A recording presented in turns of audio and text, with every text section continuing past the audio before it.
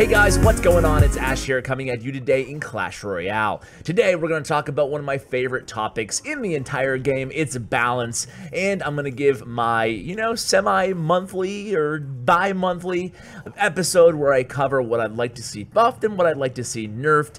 Also going to give my opinions on how they should be buffed or nerfed. Today I have 9 cards picked out, so before we get into it, the next update is going to be in December.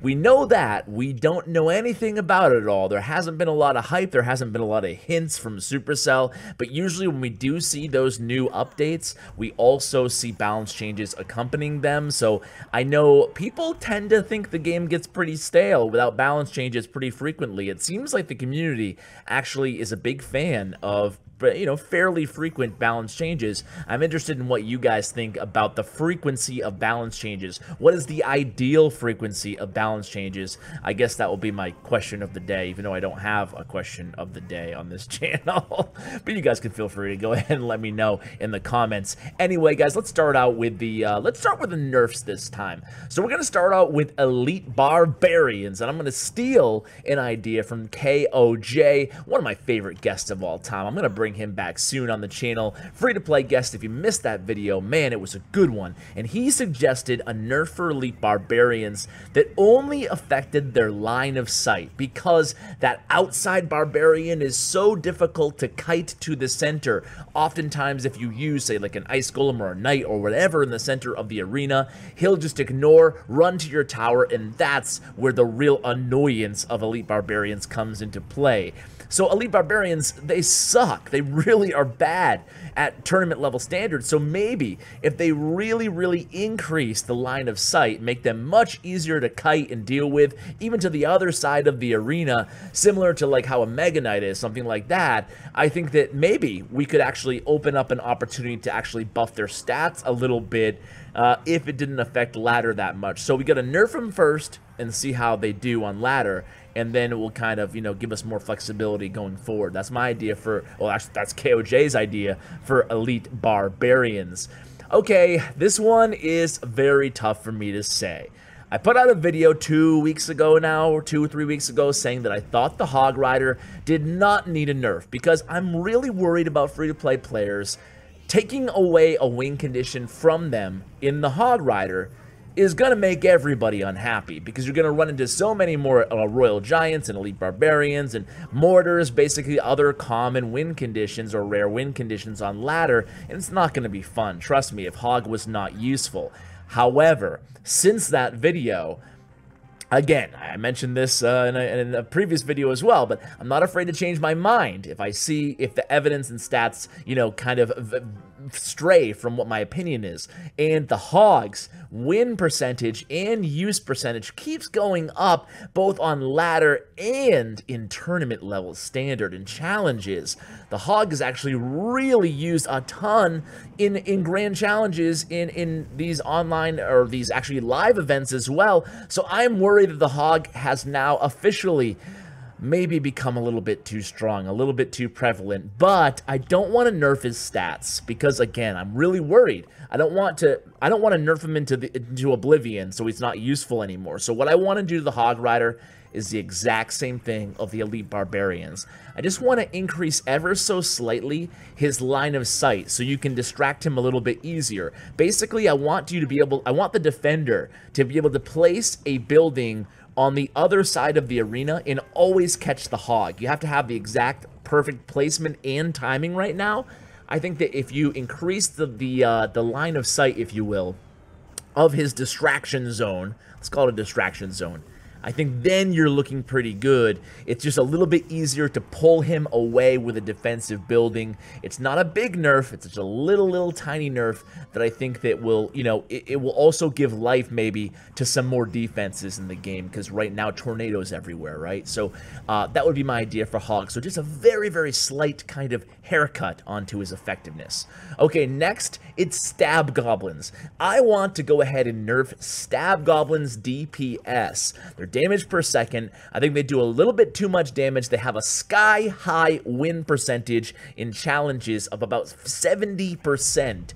It's crazy. And the reason I'm advocating for this is because bait has also begun, you know, it's clearly, you know, the very tippity top of the tier 1 decks is bait. I think a lot of pro players like Surgical Goblin, their favorite deck, their most comfortable deck is bait.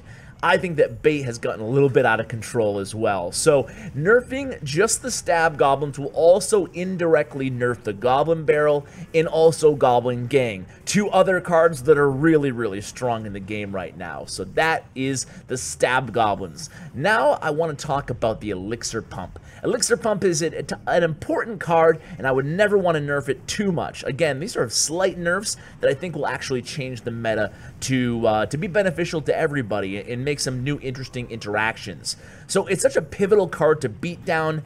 All I want to do is not nerf the duration of the pump or how much elixir it produces. Instead, I just want to slightly reduce the hit points of the elixir collector. That way, a fireball or a poison will do a little bit more damage to it. It will prevent maybe one extra tick of elixir.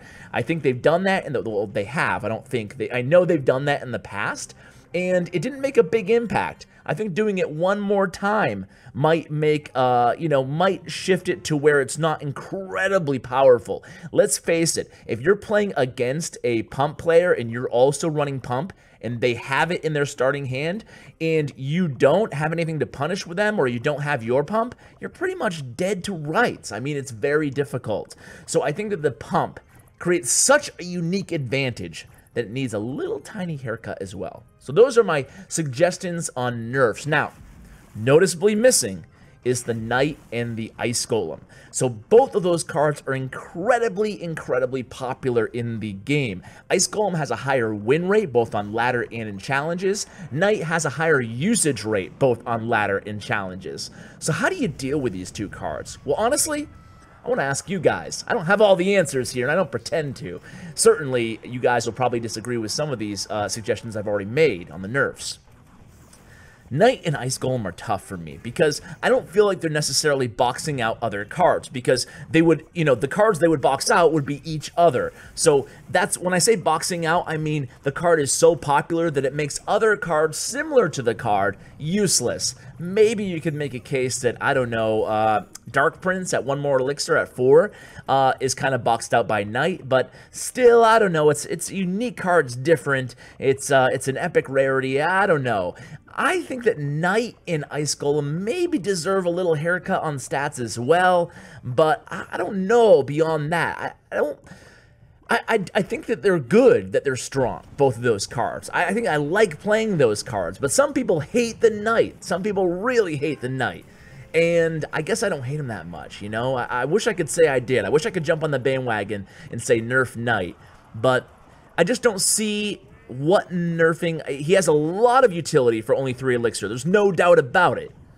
But if you nerf him, like, what is that going to change in the game overall? How is it going to affect the meta? How is it going to affect anything? Like, what card would you play instead? Maybe you'd still play the Knight, which is fine. He'd just be a little bit less effective. Maybe just changing his swing speed is the only thing I can think of. Maybe just slowing down his swing speed just a hair, like a fraction of a second, a tenth of a second, might make a little bit of an impact on the Knight, because he can really chop through skeletons pretty quickly. You can actually use him defending against a graveyard, not perfectly, but he's a good kind of tier 2 counter. So that's what I think about the Knight and the Ice Golem. Ice Golem, I don't want him to nerf Ice Golem because I love the card, but he also has a huge, another 70% win rate card in challenges. All right, let's move on to the buffs, guys. The number 1 card I want to buff is the Prince. I haven't talked about the Prince ever on this channel. I mean, I feel like I haven't. I'm sure I have a year and a half ago in the PPP era. Remember that, P.E.K.K.A, Prince? I miss those decks. Anyway, the Prince, so many swarm cards have been added to the game, and so many different cards have been added to the game in general, just generally speaking, that at 5 elixir, the Prince is not attractive at all. His usage rate is very, very low, and his win rate is very, very low. The Prince needs a buff, and what do I think should be done to the Prince? I hate to do this, I hate to suggest this, because it sounds so simple and so easy, and kind of almost lazy, but I think we should just reduce him to 4. I mean, he'd be so strong at 4 elixir. So strong. He has a lot of DPS. But, I mean, you have the battle ram at 4. it's a lot different, but, you know, it's better in some ways as well. You know, it's defensive targeting, which is cool. It can't be kited, which is awesome. And it spawns 2 Barbarians. It's a lot of damage on impact. Why can't you make the Prince 4? I would just make him 4. Maybe give him a little haircut on stats. I don't know. But still, I think that the Prince should be 4 just like his brother, the Dark Prince. So, yeah, that's what I think we should do with the Prince. Skeleton Barrel. I think the Skeleton Barrel landed pretty soft. There are some cool decks that I've been seeing going around with Skeleton Barrel, and some people are having success in these really small scenarios, so there's certainly a case to be made that people need to play the card more in order to see where it best fits. However, with a 40% win rate and a pretty small usage rate, less than 3%, obviously some of that could be due to people not leveling it up yet, but, you know, you don't need to level it up. It's just skeletons, right? I saw Wonder Brad did a video, and it was just, or was it Not Far From Gaming? I don't know. Someone did a video on it, and it was just like a level 1 skeleton. It was like the Skeleton Barrel, awesome deck, and it was just a level 1 Skeleton Barrel, but it didn't matter because it doesn't, you know, the skeleton level doesn't matter that much, right? It doesn't change any interaction. Anyway, you know, I think it landed soft. I think that the win rate is actually pretty dead on as far as its effectiveness. I don't like the card that much in terms of... I like the card, I just don't think it's that great, right? So I think that it should do a little bit of death damage. That would be my solution. A little bit of death damage on the Skeleton Barrel. Kind of like the balloon. I mean, not a bomb, not that much damage. But, you know, do something besides just drop a few skeletons when it dies. Okay, Freeze. Freeze is an interesting card. I haven't talked about Freeze in a long time, especially on one of these balanced videos. So with Freeze, I think that the risk-reward are both too high. So the risk is really high, right? Because if you freeze and then your opponent has another counter in hand or something, I mean, it's totally wasted, like 4 elixir down the drain. And the reward is really high, because when you land a great freeze, especially on ladder, when you can level it up beyond level 4, it can do some serious work. You can take a whole tower down. But the problem is, for 4 elixir, it's just a big gamble, and it takes away a spot. A 4 elixir card takes away a spell slot in your deck, and you need spells. You need a poison, a fireball. I mean, there's not many decks, 3 Musketeers aside, I guess, that doesn't run big spells in the game right now. So you're asking a lot to take away a spell and add a freeze. So what I would do with freeze is I would reduce the risk and reward. I would make it a reduction in cost, a rework. So it would cost 3, and it would last much shorter.